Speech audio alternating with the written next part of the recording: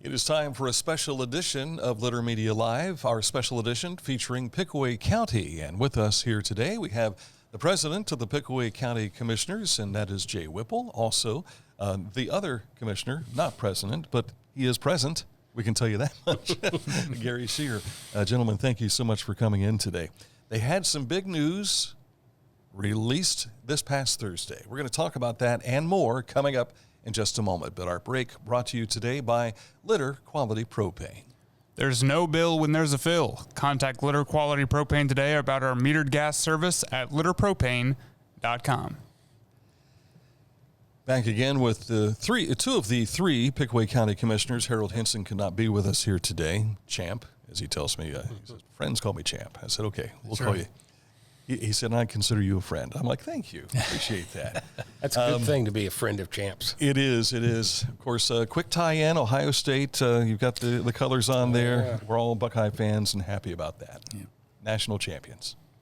Pretty cool. It was a pretty short night. Yeah. And a big day for Ohio. I mean, having J.D. Vance go in as vice president and everything as well. So much to be pleased with that day in particular. But Anduril. This is someone that maybe people aren't familiar with, but we were introduced to them this past Thursday. You've known them for a little while now. We'll get into that. But they're a leader in autonomous systems and weapons manufacturing. They make drones and other things. And so when we look at this, Arsenal One is what they're calling it. Yes. Is coming to Central Ohio. Tell us about where this will be and how long it will take for it to become fruition. The location for the project is in northeast Pickaway County, just south of the Franklin County line, just south of Rickenbacker Air Base, and obviously it's a freight park now as well. But it's, if anybody's familiar, it's near the old Air Base Golf Course. It's right up in that area there, which is Madison Township, Pickaway County. So, and 500 acres. Yeah, this particular project's about 500 acres. They're going to phase it in over a 10-year period, eventually be several buildings and a whole campus set up there, about 5 million square feet of space that'll be under roof for the manufacturing part of their project. From the, we've got a rendering. Go ahead and roll that there, Aaron. This rendering is what they released this past week. Yes. And that's a pretty big project, it looks like. So that's looking southward at the beginning, and now it's kind of rotating through the different buildings. And there's Air Base Road and so forth. But, yeah, that's pretty high-tech manufacturing for unmanned aerial vehicles, I guess, technically. But and then they'll also have a presence on the runways there at Rickenbacker, have a few hangars there where they can bring those drones in, test them, and so forth before they ship them off to the military. Yeah. The first building is already there. Yeah. There's a spec building that is on Air Base Road that they're going to start bringing their equipment into to start manufacturing. But then we'll build out from there. It'll be over 10 years. It's not like we're going to have a glut of activity all at once, but it'll be phased in over 10 years. But what an announcement. And Gary, I know that you've been involved with things like that on a state level during your representative days. It had to be a little giddy for you to be able to be a part of this, I'm sure. You're right, Dan. It is not without concern about how we're going to get there and how it's going to happen. But there's been quite a bit of planning going into that whole area. Well before I became part of the Board of Commissioners, they've planned that area as far back as 20 years ago, is when they started, and so the infrastructure, a lot of it is there, and the plans for the rest of the infrastructure is in place also. So we feel like we're in a good place. And giddy, yeah, that might be a little strong, but very definitely excited. That Pickaway pride comes through. There you go. We learned Thursday about what this project is going to mean to the country in regards to helping with national security and everything. And you talk about security around Rickenbacker right now. Wait till this comes along. Yes, sir. It'll be really tight. But we've heard about what it's doing for the state. But for Pickaway County, this is huge. I mean, not just for Pickaway County, because it spills over into other areas, and the whole region is going to benefit. Yeah, certainly it'll be a regional project with 4,000 jobs ultimately, and they're estimating about 4,000 downstream jobs, I call them, to support that group. So, obviously that's a lot of jobs, and so it'll be, folks will drive from an hour away or better probably to work there, let alone, buy a house or home in that area and live close to the facility. But they had over 400 initial sites that they were looking at across the country for this and then they picked this location out of 400 sites. So I think that that shows that we have some good opportunity there, and so we're happy that they chose our county. A lot of challenges with that, obviously, but I think ultimately they looked, number one, we had the runways there. There's two 12,000 feet long runways there because it was an old military base, obviously. And they could put their facilities right up next to the runways. So that saved them a lot of time and money when it came to transporting these vehicles for testing and ultimately shipment. So that was a big plus for them. We had one building already there that was available that they could start. They need to start production in July of 26. So they needed to get started and ramp up pretty quickly for that initial first phase. So that allowed them to do that. Mm-hmm. And I think they realized that we're close to Wright-Patterson Air Force Base, which huge military presence there. And so way I understand it, a lot of these that they make here will be shipped to there for use and be implemented. And I think the people that they saw here, we're hardworking people. We're used to manufacturing in Central Ohio, certainly Pickaway County. That's what we used to do. We still do a lot of that. I know we lost a few 20-some years ago. But we were able to do that, and I think they realized that, they got a good network of schools here. Workforce development is very important to these folks. You're talking about STEM, science, technology, math, pathways for students, and these jobs are it's about $60 an hour on average, so they're good, well-paying jobs. So I think they saw that the workforce development that we've done in Pickaway County over the years will play well into their needs in the future. Gary, I know that you weren't as involved with this as maybe during the Intel planning that was going on. Do you think even at the state level, like the Intel helped attract something like Anduril to come to this area? Well, I frankly, the Jobs Ohio model seems to be working very well. It is working very well. And so it's that same group. The Jobs Ohio is the statewide organization, and there are, I think, 5 or 6 regional affiliates. One, Columbus, is the affiliate for Central Ohio. So the same people, with the same connections and so forth. Yeah, we're able to build a blueprint from Intel that they could then transfer at least somewhat over into the Anduril project. I recall when Sofadil came to town up in Circleville, it was kind of news to the public, when the information was released. But there's a lot of planning that goes into making this happen. And as being part of the planning and development for Pickaway County as the Board of the Commissioners, that's part of your job. Yeah. Take us through what the process is like, because you have an idea, and then here you make a proposition, and then somebody says, okay, let's take a look. And then they say, we're coming. What's that like for you guys? Well, the Jobs Ohio and One Columbus are the recruiters, if you will. They're the ones that get leads, that get became one of the 400 sites that Jay looked at. And our own Pickaway Progress Partners, P3, we refer to it, is our economic development entity. We also have the Pickaway County Port Authority. We have a transportation improvement district in that area, and so forth. So those are the tools in the toolbox that we use to be able to attract something like this and then ultimately get it going. Mm-hmm. I know here locally we've talked a lot about the World Heritage designation and everything of late, and I remember the planning, and it took 15, 20 years to get to the point, and then suddenly you get approval.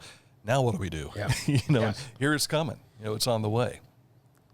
Yeah, and so when we bid for these projects, we get the information from Columbus, Jobs Ohio, and we have to provide information on our area. Whether it's what resources do we have, anything that the company may look at us to differentiate ourselves from other sites. And so if you make that first cut and then you start talking more and more and more, just like you're courting and dating basically, and then you start looking more and more detail every time you meet, and then you get into the negotiation phase. And so, we've been working on this project for many months. And once we got past that initial phase, it started picking up. And in the last couple of months, I've really been, meeting basically every day, and then providing information back and forth. And so, and there's other partners as well. You're talking about, Tays Valley School Districts in this situation. They're involved. The township trustees can be involved, zoning boards, and there's just a lot of moving parts that you have to work through to get. Because the state does their negotiation, but then once it comes down to the local level, then we have different topics to look at and so forth. So, to be kind of like one of those people asking Ryan Day questions earlier today, about next year's team. Yeah. What's ahead now? I mean, you still. You can't say this is it and we're done, we're walking away. So a little bit of history on that area up there, and really all of Pickaway County. We identified several areas, and in the Rickenbacker case, it was in 2006 that we started working on trying to bring in some jobs for folks in different businesses. At first, we've been looking at, because we had the intermodal moved in there from Norfolk and Southern, and we're looking at logistical warehousing. So we have some up there now. We have Goodyear and some others who bring in product, and then they disperse those to their systems across the country. So we had a lot of logistical warehousing up there now. And then about, I want to say 2 years ago, the county commissioners, and we said, we have enough warehousing. We want to look at manufacturing, because that's where the higher number of jobs are. They make a big impact in the community versus warehousing jobs. They're all important, but we wanted to look at manufacturing. So we kind of incentivized, and we changed our mindset more to say, hey, we really want manufacturing in here. And so this is really the first big manufacturing we've gotten in that area. And there are other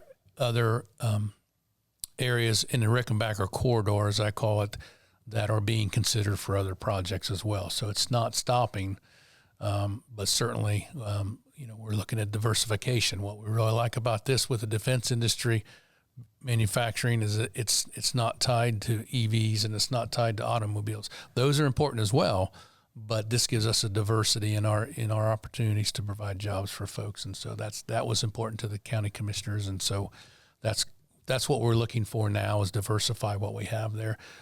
We don't take everything that comes in. We've turned some down. If we don't think it's a right fit for our community, we'll turn them down. And so, that's how we kind of move forward from here. And so we'll continue. And same way with the Circleville area with Sofidel, which has been a great addition to the community. I look at economic development like in baseball terms. You're trying to hit the singles and the doubles, maybe occasionally hit a home run. Sofidel was a home run. This one's a walk-off home run, if you will, so to speak. Walk-off grand slam. Yeah, probably. So you want to try to hit for average and try to, you want to retain things too. You don't want to keep turning over, and you want businesses to stay. And so we look at all those things, but we did hit this one out of the park, and we hope that, it continues to mature and provide the job opportunities for our residents and beyond, as far as, Central Ohio goes, for sure. Gary, when you and I ran into each other Saturday night, we were talking about the uniqueness of this particular manufacturer that's coming here. This is the first of its kind, and that once again, it all happens in Ohio, it seems. It does, and I tell you, like we talked about the other evening, this Anduril is a fascinating story. It's a young story. The company's only about 4 or 5 years old, but very, very well financed, formed by a very unique, super intelligent individual by the name of Palmer Luckey. And he, at a very young age, started inventing things. I heard the story that they had drained the family swimming pool in California, and he built a jet engine in the pool at age 18 or 19. Now, oh my! That sounds like a good story, and I assume it's mostly true. Just an Eagle Scout project, right? Yes, there you go. Just right. Just what you and I have done with our Eagle Scout projects. But then his the main thing that he did. He built virtual reality goggles. I think they were called Oculus. And you mentioned to gamers that brand, and they're very well aware of those goggles. He sold that company to Facebook or to Meta for $1.5 billion. Yeah. So that then became the seed money, at least part of it, for this. And they've got a wide variety of products. At the announcement, they had the products all there. They're very tuned in, totally into the defense industry right now, but the products can be used for a variety of things. And you read about them, and they make a ton of sense. To rebuild the arsenal is they're taking a totally different approach to defense manufacturing. As it is right now, the Department of Defense spends months and years designing what they want. With all the specifications, they put those specs out to bid, and the big five, Lockheed Martin, Boeing, the others, then they bid on what how much it's going to cost to build to those specs. Well, Anduril is taking, and others, by the way, is taking a different approach. They're putting their own money into the R&D. They're designing a product and then going to the Department of Defense and offering it to them. So you say, see what we've done. Here's a prototype of it. You want to order 10,000 of them from us? Mm-hmm. It's pretty unique and exciting. During the opening, Trey Stevens, I believe, was the opening speaker, and I liked how he loves Ohio, but he said he was from Lebanon, and his dad was part of building the Beast at Kings Island. Yeah. So that you talk about a true heart of Ohio type thing, you got it right here. Yeah, absolutely. Fellas, you've done a lot for Pickaway County during your time and leadership and all. I can't wait to see what's next. I mean, it's just amazing to see what's happened with my home county. It is. Well, being next to Franklin County helps, of course. We've got the benefit of the big city right there, but hopefully we can continue our rural lifestyle, and I think we have, and that's definitely the plan. Have to keep those things in consideration, don't you? Absolutely. You want to change with the times, so you don't want to change too much. Right. Because you don't want to lose who you are, as it were. Gentlemen, thank you so much for coming in. If someone wants to come to a commissioners meeting, those are open to the public, and when are they? So we meet weekly on every Tuesday, and we start at 9 a.m. And we're open to the public if someone wants to come in. We'd encourage you to call our clerk at the office and to set something up if you wanted to talk about a specific project or a specific topic. But we meet every Tuesday, unless it falls on a holiday or something like that, like Christmas or something. But yeah, it's on our website. You can take a look at our website and see that as well. Very good.